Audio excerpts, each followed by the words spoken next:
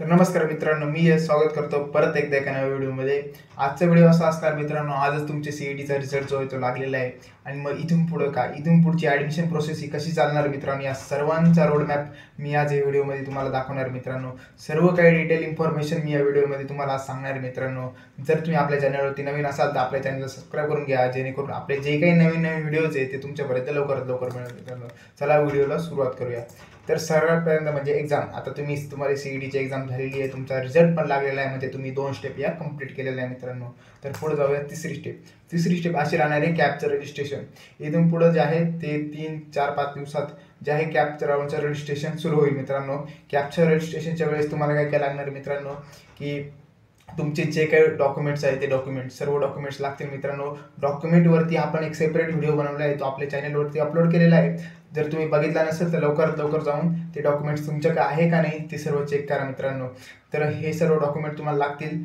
तुम्ही तिथं हा फॉर्म जो आहे हा फॉर्म ऑनलाईन भरू शकता आणि ऑनलाईन भरल्यानंतर सर्व डॉक्युमेंट त्याच्यावरती अपलोड करून द्यायचे मित्रांनो।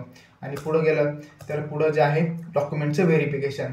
आता तुम्ही जेव्हा फॉर्म भरता तेव्हा फॉर्म भरून झाल्यानंतर काही दिवसानंतर तुम्हाला येतं की जे तुमचे डॉक्युमेंट आहे ते व्हेरीफाय करा।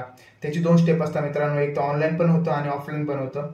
ऑनलाईन जे आहे त्याला थोडा टाईम लागू शकतो मित्रांनो, पण ऑफलाईन जे आहे ते तिथं कुठं FC सेंटर असेल तुमच्या जवळपास तर तिथं जाऊन ते तुम्ही त्यांच्याकडे फिजिकली जाऊन ते तुमचे डॉक्युमेंट सर्व आहे ते व्हेरीफाय करून घेऊ शकता।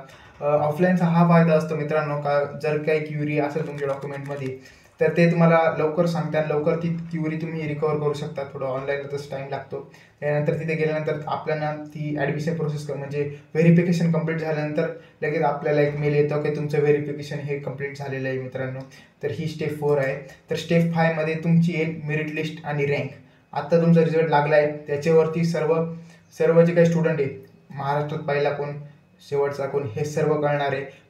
तुमच्या कॅटेगरीत तुमचा नंबर किती आहे, तुमच्या कॅटेगरीत तुमची रँक किती आहे हे सर्व कळेल। पहिले जे आहे प्रोव्हिजनल आहे म्हणजे ती चेंज पण होऊ शकते आणि नंतर 4-5 दिवसानंतर फायनल मेरिट लिस्ट ही येत असते मित्रांनो। तर हे आहे स्टेप 6 मध्ये जे आहे ओरिजिनल कॅप राऊंडचे आपण फॉर्म भरणार आहे मित्रांनो।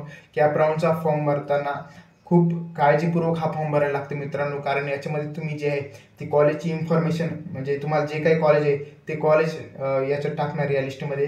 या लिस्टमध्ये कमीत कमी तुम्ही 300 कॉलेजेस टाकू शकता मित्रांनो, पण मी प्रेफर करेल की जेवढं जास्त कॉलेज तुम्ही टाकू शकता जेवढे जास्त कॉलेज तुम्ही टाकायचे मित्रांनो। जर तुम्हाला कमी पर्सेंटाईल असतील तर जास्तीत जास्त कॉलेज टाका, जर जास्त पर्सेंटाईल आहे तरी पण मिनिमम 50च्या वर कॉलेज तरी टाका मित्रांनो, कारण ही स्टेप खूप क्रिटिकल आहे मित्रांनो। जर याच्यात तुमची थोडी जरी चूक झाली तरी तुमचं चांगलं हातचं कॉलेज तुमच्यापासून जाऊ शकतं मित्रांनो। तर ही स्टेप आहे, ही महत्त्वाची स्टेप आहे। आत्ताच कॉलेजचं रिसर्च करणं चालू करून द्या आणि तुम्हाला जे कॉलेज हवं आहे त्याचा कट ऑफमध्ये तुमची पर्सेंटाईल बसता की नाही हे पण एकदा चेक करा। तर पुढे जाऊया। तर पुढची आहे कॅप राऊंड सीट अलॉटमेंट। आता पहिला कॅप राऊंड होईल, कॅप राऊंड झाल्यानंतर तुम्हाला जे आहे ते कॉलेज मिळेल मित्रांनो। प्रत्येकाला काय कोणतं ना कोणतं कॉलेज भेटेल जर तुम्ही प्रेफरन्स लिस्ट बरोबर बनवली असेल तर। काहींचं काय होतं मित्रांनो की लिस्टमध्ये कॉलेजेस मिळत नाही मित्रांनो, कारण त्यांची पर्सेंटाईल कमी असतात आणि ते कॉलेज खूप चांगले वरती टाकून देतात। असं नका करू मित्रांनो, आपल्या पर्सेंटाईल वाईज जा, मागचे कट ऑफ चेक करा आणि मगच कॉलेजची लिस्ट बनवा। तर या ठिकाणी काय होतं मित्रांनो की तुम्हाला कॉलेज भेटून जातं, पण समजा तुम्ही जर काय केलं लिस्ट बनवल्यानंतर पहिलं कॉलेज टाकलंय आणि त्याचे कट ऑफ आणि तुमचे मार्क मॅच झाले तर तुम्हाला जे ते कॉलेज ते ऑटो फ्रीज होऊन जाणार मित्रांनो। या ऑटो फ्रीजवरती मी अजून एक सेपरेट व्हिडिओ बनवणार आहे मित्रांनो, तो पण आपल्या चॅनलवरती लवकरच अवेलेबल होईल, कारण ते ऑटो फ्रीजची कन्सेप्ट जी आहे ती महत्त्वाची कन्सेप्ट आहे मित्रांनो।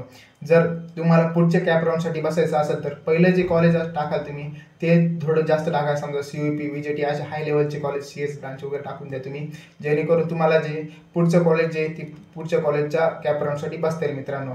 तर ही एक इम्पॉर्टंट राहील।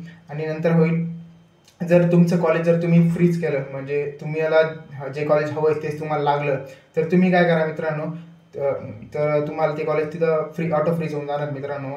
मग तिथून पुढं काय होईल मित्रांनो का तुम्हाला त्या कॉलेजमध्ये तुमचे ओरिजिनल सर्व डॉक्युमेंट घेऊन जायला लागेल मित्रांनो, आणि तिथे गेल्यानंतर तुम्हाला तुमचं ॲडमिशन जे आहे ते कन्फर्म करायला लागेल मित्रांनो। त्याच्यानंतर तुमचे कॉलेजचे स्टार्ट होतील। तर कसा वाटला हा व्हिडिओ एकदा कमेंट करून नक्की सांगा। माहिती कशी वाटली, तर माहिती थोडी जरी इन्फॉर्मेटिव्ह वाटली असेल तर आपल्या चॅनलला सबस्क्राईब करून घ्या, जेणेकरून आपण अजून चांगले व्हिडिओज तुमच्यापर्यंत लवकरात लवकर